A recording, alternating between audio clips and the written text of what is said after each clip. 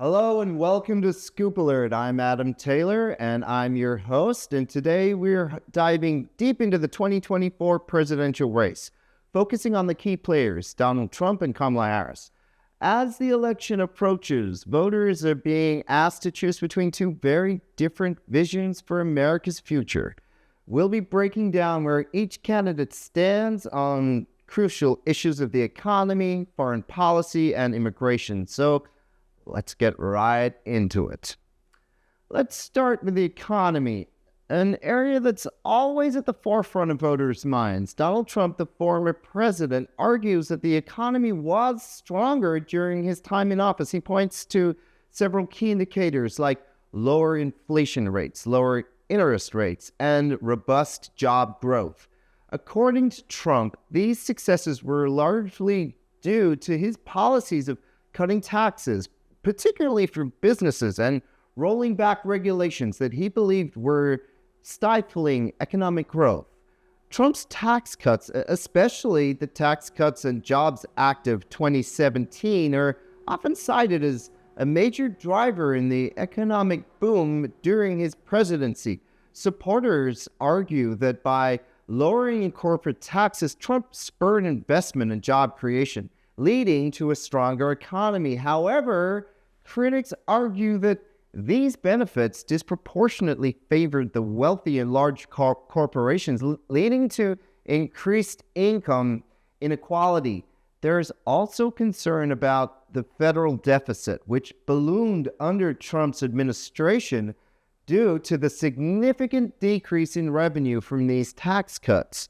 On the other hand, Kamala Harris, running as the incumbent vice president, has a different vision for the economy. The Biden-Harris administration has focused on long-term investments in infrastructure, clean energy, and manufacturing.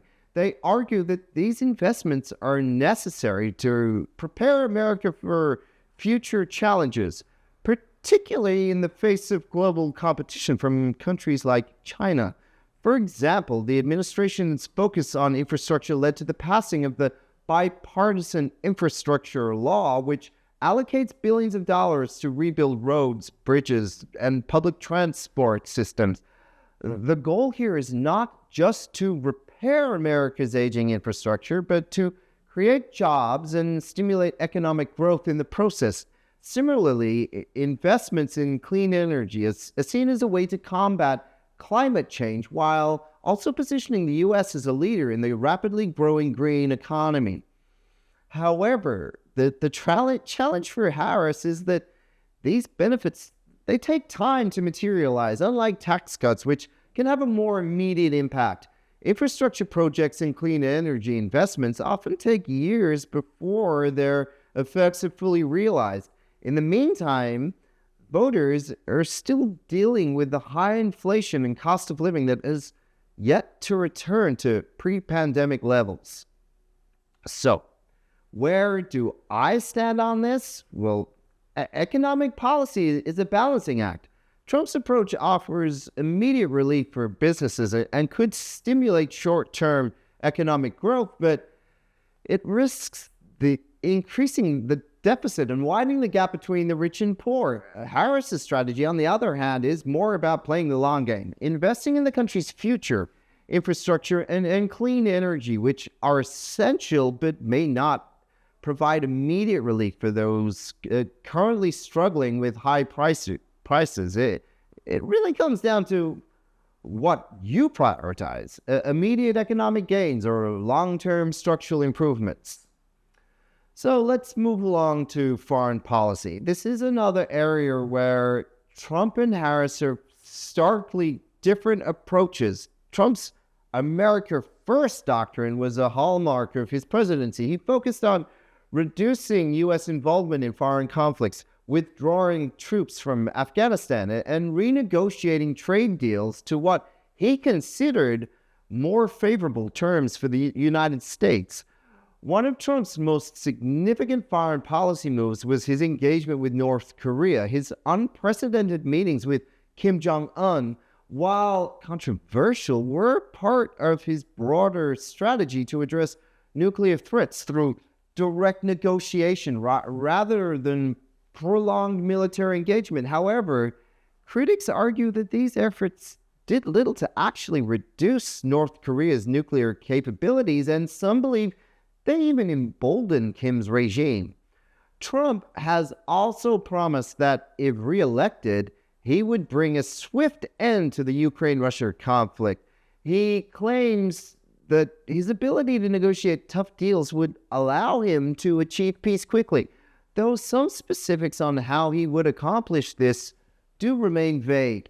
His critics argue that this oversimplifies a highly complex situation and that his previous approach to foreign policy, often seen as unpredictable, might not be the best way to handle such a delicate conflict. In contrast, Kamala Harris and the Biden administration have taken a more traditional approach to foreign policy, emphasizing the importance of alliance and multilateralism.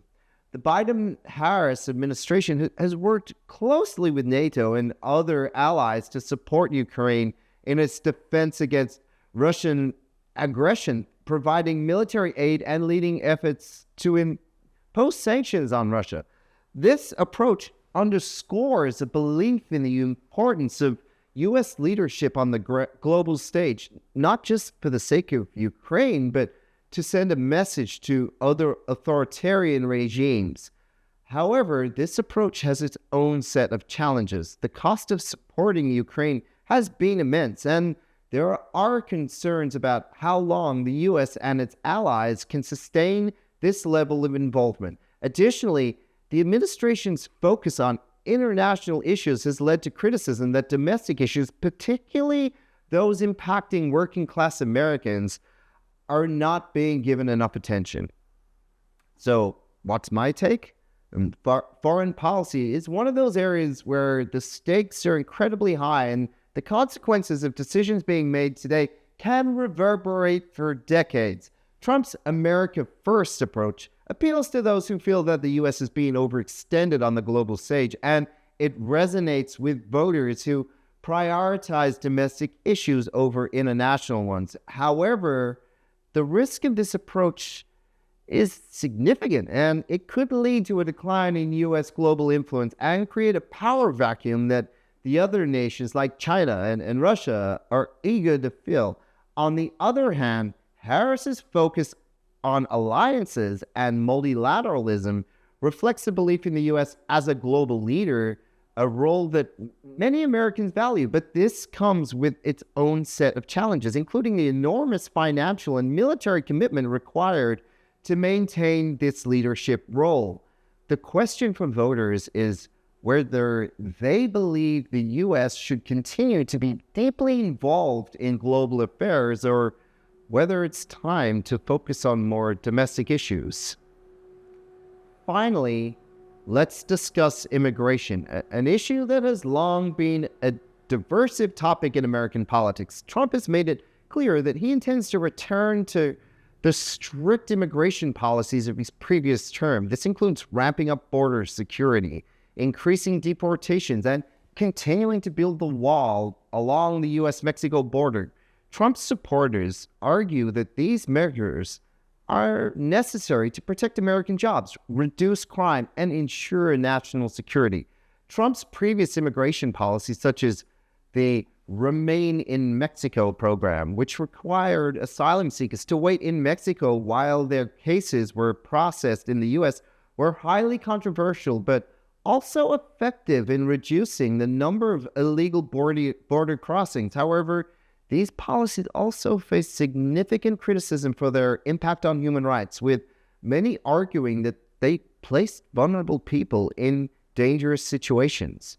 Harris, representing the Biden administration, has taken a more balanced approach to immigration. While the administration has implemented some tough measures, like the recent expansion of border security and the continuation of Title 42, a public health order used to expel migrants quickly during the pandemic, they have also advocated for comprehensive immigration reform.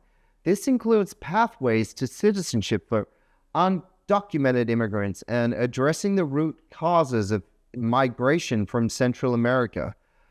However, Harris's approach has been criticized from both sides of the aisle. Progressives argue that the administration's border policies are too harsh and not in line with the values of compassion and human rights. Conservatives, on the other hand, argue that the administration has not done enough to secure the border and that its policies have led to a surge in illegal immigration. So, what do I think? Well, immigration is a complex and emotionally charged issue. Trump's hardline approach may appeal to voters who prioritize security and believe that strong borders are essential to maintaining the country's safety and economic well-being. However, this approach can be seen as overly harsh and lacking in compassion, particularly towards those fleeing violence and poverty. Harris's approach tries to balance security with compassion, but it's a difficult tightrope to walk. While I appreciate the efforts to address the root causes of migration and provide a more humane system, the reality is that there are no easy solutions. Immigration reform is needed, but it must be done in a way that ensures security while also upholding the values of fairness and human dignity that are essential to the American identity. So, in conclusion, this election offers a very clear choice between two very different visions for America. Donald Trump's platform is all about returning to his previous policies, which he believes made America stronger, safer, and more prosperous. Kamala Harris, on the other hand, is advocating for a continuation of expansion of the current administration's efforts with a focus on long-term growth, global leadership, and a more compassionate approach to immigration. As voters, it's essential to think about what kind of future do you want for this country? Do you prioritize immediate economic gains, or are you willing to invest in long-term structural improvements? Do you believe the U.S. should focus more on domestic issues or continue to play a leading role on the global stage? When it comes to immigration, do you stand on the balance between security and compassion?